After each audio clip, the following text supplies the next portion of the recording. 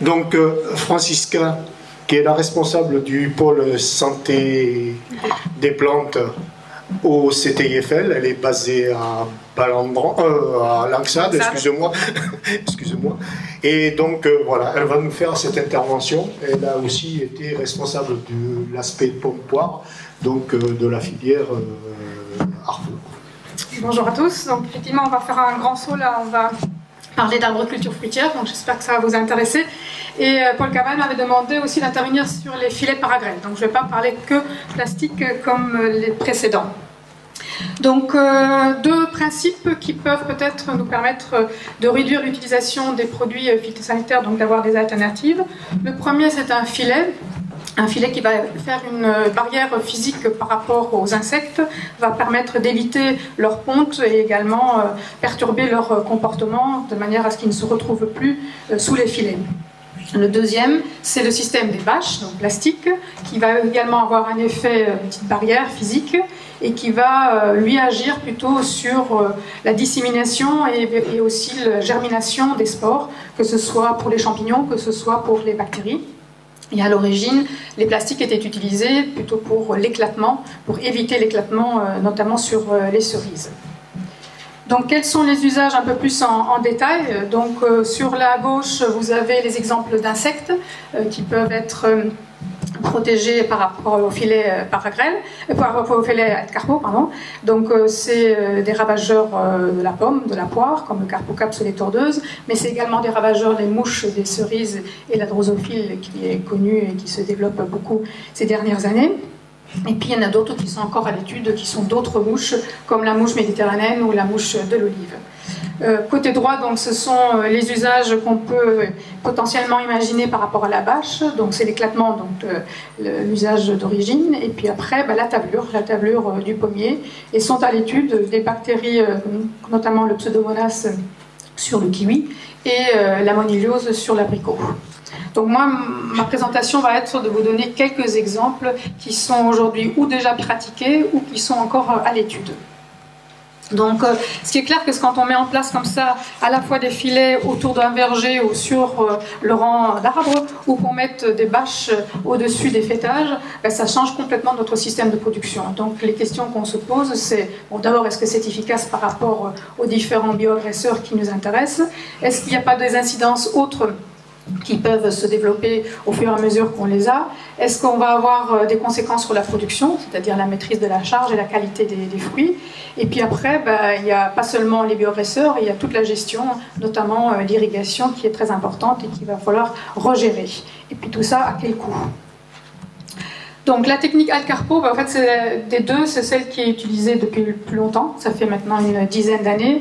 On avait fait une petite enquête en 2012 où on avait repéré à peu près au total 1800 hectares qui étaient couverts. Donc principalement dans le sud-est, c'est là la Chambre d'agriculture du Vaucluse qui avait développé le système.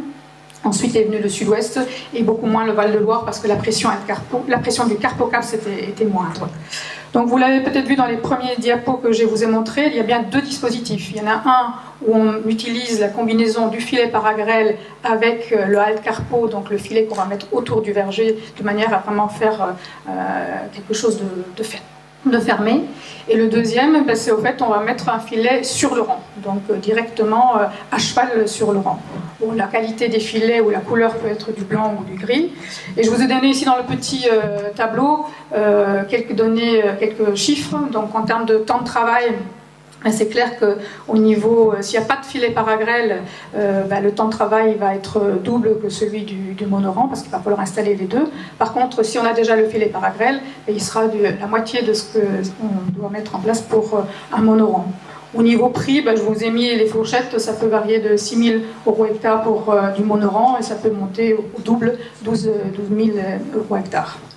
En termes de durée, là aussi, ça peut un peu se discuter, mais on est dans une moyenne d'amortissement de 10 ans. Alors maintenant, si on va un peu dans la pratique, quel est l'enseignement qu'on a pu avoir sur ces dernières 10 années? C'est déjà que c'est quelque chose qu'il faut prévoir dès la plantation du verger, donc le plus tôt possible. Et puis en termes de fermeture, puisqu'on va éviter que les insectes rentrent, il faut le faire avant que les pontes se fassent, donc ça va dire pour les pommiers au mois d'avril. Et là, après, toute la discussion, c'est est-ce que je le fais avant la floraison ou après la floraison, puisque ça va induire un effet, une incidence sur la pollinisation. Après, c'est clair qu'à partir du moment où on veut fermer un verger, il faut qu'il soit le plus étanche possible. Et puis, au niveau de la taille, autant pour d'autres méthodes alternatives comme la confusion sexuelle, on a des tailles limitées, c'est-à-dire qu'il faut avoir une surface assez importante pour mettre en place une technique. Ici, ça peut se faire aussi bien sur des petits que sur des grands vergers. Par contre, qui dit une nouvelle méthode, dit une surveillance accrue. Donc là, il faut vraiment faire des contrôles très réguliers. Donc à la date d'aujourd'hui, on peut dire que ceux qui utilisent le Alt-Carpo, ils ont deux stratégies différentes. L'une, c'est j'utilise vraiment le Alt-Carpo tout seul. Donc ça, c'est possible quand on a une faible pression. Quand on a une faible pression moyenne à forte, il faut absolument faire un complément, d'où la surveillance, et on va compléter sur des pics de vol. Dans certains secteurs, le Val-de-Loire par exemple, la confusion sexuelle est tout à fait suffisante. Pas besoin de mettre en place les filets Alt-Carpo. Et puis il faut être vigilant, il n'y a pas que le Carpocaps, il y a d'autres lépidoptères qui peuvent rentrer dans le verger, notamment les tordeuses orientales. Après, au niveau expérimentation, au fait, il y a différents travaux qui ont été menés, notamment par l'INRA, où on se disait, si on fait une barrière vis-à-vis des lépidoptères, vis-à-vis des papillons, peut-être qu'on peut aussi avoir une barrière vis-à-vis du puceron, parce que le puceron, dans son cycle, à un moment donné, il quitte le verger, après il va revenir. Donc l'idée, c'était de dire, on va faire une barrière à ce moment-là. Mais en fait, jusqu'à présent, les résultats ne sont pas encourageants. Au CTFL et à l'INRA également, il y a eu des travaux où on s'est dit, comme dans la serre, on a un milieu, entre guillemets, confiné, donc on va peut-être pouvoir faire des lâchers et jouer sur la biodiversité et sur la relation auxiliaire et insecte. Mais là aussi, on n'est pas justement dans un milieu complètement confiné, donc il y a encore de la nature, donc ces équilibres ne se font pas si facilement.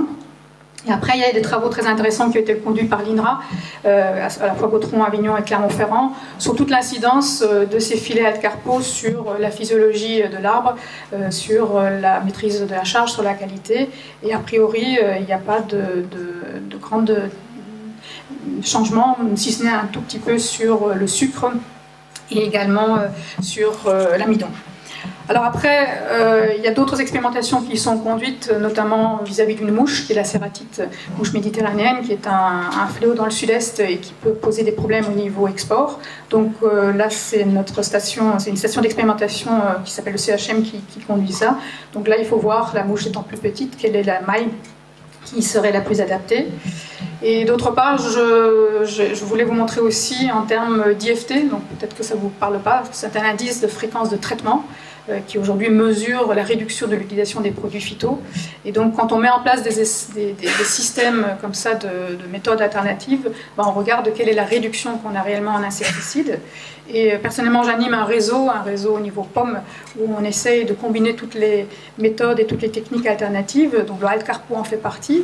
Et donc, en fait, là, on a une gamme très grande, puisqu'on peut atteindre jusqu'à 86% de réduction des insecticides, mais il y a des sites, on n'est qu'à 25%, 22%. Donc on ne résolve pas tout avec le système Alt-Carpo, mais c'est une des solutions. Alors encore un coup d'œil sur un fléau qui est la Drosophile Suzuki, mais aussi la mouche de la cerise. Donc ça, c'est expérimenté par mes collègues qui sont sur Balandran dans le sud-est. Donc là, aujourd'hui, on peut dire qu'au niveau France, ça couvre qu'une dizaine d'hectares. Mais le gros travail qui a été mené, c'était sur la taille de la maille. Donc, ce qui est clair, c'est qu'aujourd'hui, la maille, il faut qu'elle soit inférieure à 1 mm². Et dans ce cas-là, là, vous avez un graphique d'une pression de drosophile avec le vol jusqu'à 120 individus qui peuvent voler au mois d'avril sur le site de Balandran. Ici, vous avez des taux d'attaque qui peuvent aller jusqu'à 45% de fruits attaqués quand il n'y a pas de protection. Et les collègues me disent qu'avec le filet, donc pas Alt-Carpo mais Alt-Mouche, on atteint jusqu'à 100% d'efficacité. Donc c'est quelque chose de tout à fait encourageant. Ça c'est sur du monorang, donc sur le rang d'arbres. En monoparcelle, il faut qu'on continue les travaux. Alors, pour conclure sur ce premier chapitre, je voulais vous mettre un peu les avantages et les inconvénients. À partir du moment où on met un filet, on met une barrière, donc c'est intéressant aussi pour limiter les dégâts des oiseaux, voire aussi des guêpes. Au niveau intempéries, c'est vrai que quand on a une grande parcelle, une monoparcelle, ça peut être un peu sujet aux aléas climatiques, donc pas toujours évident. Par contre, à contrario, ça protège aussi contre le vent, et voire même contre la grêle quand on n'a que du monorang et qu'on n'a pas de filet paragrêle. Par contre, c'est clair que quand on a du monorang, au niveau accessibilité aux arbres, parce que les arbres, il faut de temps en temps quand même aller travailler dedans, donc il est manipulé, donc l'accessibilité elle est réduite, hein, il faut à chaque fois ouvrir le filet, donc ça c'est moins évident, et puis ça complique aussi l'entretien du sol. Donc à chaque fois qu'on met quelque chose en place, ça peut avoir des incidences sur d'autres opérations culturelles. Et puis notamment, ça exclut partiellement, mais quand même, on l'a remarqué surtout dans les monoparcelles, dans les grands blocs, les auxiliaires et les pollinisateurs. Donc ça peut avoir une incidence sur la charge. Et puis, malgré tout, on a un levier pour les carpocaps, mais on a d'autres ravageurs qui peuvent se développer, comme les tondeuses, comme les pucerons, comme les cochenilles. Donc pour toutes ces techniques, ce que je voulais surtout vous montrer, c'est que voilà, il y a du pour, il y a du contre. On agit sur un bioagresseur et on peut en développer d'autres. Et donc après l'idée a été de se dire bon ben alors on va combiner le filet avec des bâches. Donc ça c'est toujours mes collègues sur Valandran qui ont fait des travaux sur cerise, mais on le fait aussi sur la pomme. Bon le contexte c'est l'éco-phyto, réduction des produits phytosanitaires. La cerise qui est très exposée à un ensemble de ravageurs, il n'y a pas que les mouches, il y a d'autres insectes, et puis qui est aussi très très sujette aux aléas climatiques par rapport à l'éclatement des cerises dû à la pluie. Donc là l'idée c'est que la bâche puisse protéger contre cet éclatement. Et c'est vrai que l'efficacité est très bonne et très intéressante. On va même voir, mon collègue me disait, d'avancer la période, parce qu'au fait la bâche elle est mise que 3 semaines avant la récolte, pour vraiment préserver le fruit juste avant la récolte. Et maintenant ils vont essayer de travailler même à la floraison pour avoir une incidence sur une autre maladie qui est la moniliose des fleurs et des fruits. Donc tout ça, ça a un coût, et puis en termes de durée de vie, tout à l'heure je parlais du Alcarpo avec 10 ans, là déjà quand on combine les deux, vraisemblablement il faut plutôt parler de 8 ans. Donc on a besoin de vous, des équipementiers, et de nous aider aussi dans l'amélioration peut-être des techniques et des matériaux qu'on va pouvoir utiliser. Et mes collègues me disaient, et je l'ai constaté en pomme, ça change le microclimat, ça a aussi un impact sur les auxiliaires, comme je le disais tout à l'heure, et puis ça nécessite aussi de reconcevoir la conduite de l'arbre. Donc on est vraiment dans une phase de nouvelle gestion d'un verger. Et donc du coup, je vous ai dit que c'est travaillé aussi en tavelure. Donc tavelure, c'est pommier. Là, vous avez 4 graphiques. Les 2 premiers, c'est juste pour vous montrer qu'est-ce que c'est la tavelure quand on a. J'aurais pu vous mettre une photo. Je suis pas habituée. Bon, donc la tavelure, ça fait des taches sur les feuilles et après ça touche également les fruits et ça rend les fruits incommercialisables. Donc quand on ne fait rien, qu'on ne traite rien, qu'on n'a pas de bâche, on peut atteindre 100% de symptômes sur feuilles et 100% de symptômes sur fruits. Et dans le cas où on met des bâches, donc c'est les 2 graphiques du bas, on a pu réduire, à part en 2010 sur Braeburn, parce qu'on n'avait pas complètement fermé au niveau du fêtage, mais on a pu réduire donc en vert sur les feuilles moins de 5% de pousses attaquées, et en rouge c'est sur les fruits, on a moins de 1%. Donc 4 années d'expérimentation intéressante sur Langsade, et puis 2015, ça ne se passe pas du tout de la même manière. Donc là, on est dans un verger à gauche sur Gala, à droite sur Rosiglo. Et Rosiglo est une jeune plantation, donc là, on est en 2e feuille. Du coup, une variété beaucoup plus sensible, avec une exposition beaucoup plus importante par rapport aux bâches qui sont plus hautes. Les bâches, elles sont à 4 mètres d'auteur. Là, la plantation, elle doit être à peu près à 1,50 m, 2 mètres. Donc, qu'est-ce qui s'est passé en 2015? Avec des vents importants, les spores ont pu vraisemblablement être véhiculés sous les bâches. On n'est pas complètement fermé. Et donc, du coup, on a atteint, donc, en vert, vous avez les attaques sur pousse, sur les feuilles. Donc les témoins, on est encore dans les taux de 70%, mais quand on est sous bâche, on atteint à peu près 20%. Donc 20%, vous allez me dire, c'est beaucoup, mais sur Gala, cette année, en fait, ça ne s'est pas propagé. C'est-à-dire qu'on a bien une pression sur les pousses, mais rien sur les fruits. Et ce qu'on commercialise, c'est bien les fruits. Donc c'est ça qui est important à protéger. Donc je dirais que Gala, on a eu très très peur, mais ça s'est arrêté sur les pousses. Par contre, là où ça n'a pas bien marché, c'est la jeune plantation, donc Rosiglo, d'où le mérite de continuer toujours l'expérimentation. Donc là, sur pousse, on a 2 systèmes différents Je ne vais pas rentrer dans le détail parce que je trouve que ce n'est pas le but, mais on voit qu'on a atteint à peu près 50% en moyenne de pousses attaquées sur feuilles. Et puis, sur un système, j'ai rien, disons, très peu, moins de 0,5%, 0,2% sur les fruits. Par contre, sur l'autre, je suis à 7%. Et 7%, c'est plus acceptable. Le seuil économique, c'est 2% grand maximum. Voilà, donc du coup, là, les expérimentations, il faut qu'on continue. On va aujourd'hui mettre en place des capteurs pour bien comprendre le microclimat qu'il y a sous les bâches, qui permet, malgré que la pluie ne puisse pas rentrer, de propager quand même le champignon. Alors, comme les mauvais résultats n'arrivent pas toujours tout seuls, il me semble aussi important de vous dire qu'il y a d'autres maladies et d'autres ravageurs qui peuvent se développer, pas chaque année, pas dans toutes les variétés. Et donc, par exemple, une année, en 2013, on a eu ce qu'on appelle la maladie de la suie et la maladie des crottes de mouche. Donc, ça fait des petits points sur les fruits. Une autre année, 2 autres années, en 2014 et en 2015, on a eu jusqu'à 40% de pousses avec de l'oïdium. Mais l'oïdium, ça ne va pas aller sur le fruit, en tout cas pas dans notre cas. Et après, on peut avoir des attaques de pucerons lanigères.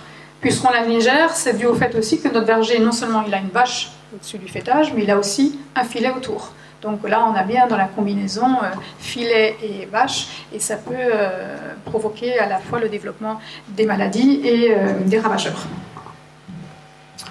Donc après, un coup d'œil sur tout ce qui est suivi microclimat et irrigation. Donc au fait, on fait des mesures et on a observé que c'est clair, on n'a plus de pluie, pas en tout cas là où il y a la plantation. Donc les teneurs en eau sont plus faibles dans les horizons les plus superficiels, donc entre 0 et 30 cm.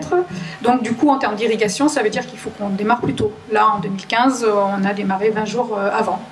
Après, en termes de température, on a l'impression qu'il fait plus chaud, mais réellement, quand on fait des mesures, on les fait depuis 2010, cette différence, on l'a observée quand c'est très chaud, c'est-à-dire quand les températures extérieures sont déjà supérieures à 30 degrés. Là, effectivement, on voit un différentiel de 2 degrés. Au niveau hygrométrie, c'est-à-dire l'humidité relative, là, curieusement, on est moins humide, ça peut aller jusqu'à 15% d'écart. Par contre, ce qui est vraiment important, et pour la tavelure, c'est un des facteurs qui fait qu'on peut avoir un développement de tavelure sous les bâches, c'est l'humectation. C'est-à-dire qu'on a tous les cas de figure, on a des humectations très courtes, où on voit que l'aération sous la bâche permet d'avoir un feuillage qui est rapidement séché, et puis on a des périodes, surtout après des grosses périodes de pluie ou des périodes avec une intensité et une durée longue de pluie, du coup il y a un microclimat humide qui se forme sous la bâche et qui fait qu'on peut avoir des durées d'humectation même plus longues sous la bâche, plus confinées que hors bâche. Et je pense que c'est là qu'il faut qu'on mette le doigt pour piloter la tavelure. Et après, vous le disiez pour les légumes, la perte de luminosité pour les plantes ornementales, on l'a aussi, on l'a mesuré jusqu'à 30%. Et chez nous, ça va avoir une conséquence sur la coloration des fruits. Donc du coup, on a créé un petit groupe de travail au niveau national, puisqu'au fait, on n'est pas tout seul maintenant à travailler ça. Il y a eu des relais dans les stations d'expérimentation. Donc au total, on a 6 sites d'expérimentation qui continuent le sujet. Et puis il y a des producteurs. Il y a 13 producteurs un peu partout dans les différents bassins de production qui travaillent, qui ont mis en place ce système. Et donc du coup, j'ai ici relevé un peu les témoignages que j'ai pu avoir en 2014 et en 2015. Donc les points négatifs, je commence toujours par les négatifs, c'est qu'il peut y avoir des systèmes qui sont arrachés par le vent, donc ça résiste mal au vent. Donc là aussi, on a besoin de l'aide des équipementiers pour mieux concevoir les installations. Certains m'ont parlé de nuisances de bruit. Je pense que c'est pas négligeable dans une société où il y a pas mal de problèmes de voisinage dans l'agriculture et la société. Par rapport à l'hivernage de la bâche, j'ai relevé des problèmes d'accumulation d'eau dans les boudins, donc je pense que ça aussi il faudra le retravailler. Et la durée des vies des bâches, on était parti sur 6 années à peu près d'amortissement. Il y a des déchirures, il y a des verdissements, donc à voir si ça tient 6 années. À table on parlait de 4 années peut-être, donc à voir. Après, aujourd'hui, les producteurs qui ont mis ça en place, ils ont tous des stratégies différentes. Il y en a qui ne traitent pas du tout. Bon, c'est une façon de faire. D'autres qui attendent la floraison, donc ils traitent avant la floraison, et ensuite avec le filet paragrêle, ils installent la bâche et après ils ne font plus rien. D'autres font un complément, c'est-à-dire ils mettent du cuivre, du soufre, qui sont les produits qui sont utilisés en agriculture biologique, et ils les mettent sur des pics de projection. C'est une stratégie qu'on adopte déjà sur des variétés résistantes. Une variété résistante à la tablure, elle est quand même encore traitée, mais elle est traitée vraiment que sur quelques pics de projection. Donc en termes de réduction d'utilisation des produits phytos, c'est intéressant. Donc on pourrait peut-être imaginer ça sous les vaches. Et après, certains ont dû reprendre les traitements parce qu'ils ont pris trop peur. Par exemple, mes exemples de 20% de pousses attaquées, un producteur ne peut pas se permettre de se dire je laisse passer. D'autres remarques qui sont remontées du groupe de travail, c'est qu'il y a eu des impacts sur le calibre et la coloration qui ont été observés par mes collègues du CEFEL. L'oïdium, je l'ai cité dans les photos de notre site, mais d'autres dans le sud-est notamment. C'est pas tellement la tablure qui les préoccupe, c'est l'oïdium. Après, il y a un cas de nectria, de chancre-nectria, et puis les populations de pucerons qui peuvent être augmentées. Donc, j'insiste, on est toujours dans la même problématique. On s'occupe d'un bioagresseur, et puis il y a d'autres aspects qui peuvent se développer. L'approche économique, jusqu'à présent, c'est un peu difficile. On travaille quand même avec des prototypes. Jusqu'à présent, on m'a dit que le temps d'installation pouvait aller jusqu'à 150 heures. Mais bon, certains ont mis beaucoup plus, le double de ça, parce que c'était compliqué, c'était la première fois. Et puis, au niveau de temps d'enroulage et enroulage, on est à peu près comme un filet paragrève. Donc après, pour terminer mon exposé, je voulais aussi parler de la bactériose du kiwi, puisque c'est un problème dans la région notamment. Donc c'est Pseudomonas. C'est des problèmes qui existent en Italie et puis beaucoup plus loin en Nouvelle-Zélande. Donc c'est eux qui ont commencé à travailler les bâches pour faire aussi cette barrière mécanique par rapport à la pluie. Donc les résultats sont très encourageants en Italie. Là, il y a une publication en 2013 où non seulement ça a une influence sur le nombre d'arbres qui sont infestés, mais aussi sur l'intensité d'attaque. Et en plus, eux, ils ont observé un gain de production. Donc ça, c'est important, donc une mise en production plus rapide. Et après, il y a eu des essais là en 2014. Je n'ai pas vu les résultats proprement dit, mais toutes les questions que nous on se pose en premier, ils se les posent aussi, c'est-à-dire quel est le système le mieux adapté par rapport à sa solidité, son efficacité et son coût, comment gérer l'appui et l'irrigation. Nous, on a besoin d'eau au pied des arbres. Et puis après, je ne l'ai pas dit, mais dans les aspects microclimat, la bâche est intéressante et on a pu l'observer à Langsade aussi par rapport au gel. Donc ça peut être une protection contre le gel. Alors c'est pas comme un antigel, mais ça permet quand même un gain de production. Et puis, il faut voir quelle incidence ça a sur la pousse et la physiologie de l'arbre. Donc, en conclusion, je pense qu'il reste pas mal de choses encore à développer, nous, en tout cas, en expérimentation. Connaissance de l'épidémiologie sous les bâches, qu'est-ce qui se passe réellement, l'influence sur la production, et puis, il faut qu'on voit comment ça va s'intégrer dans l'environnement, comment on va recycler aussi les bâches. Je pense que ça va être un sujet que vous allez traiter.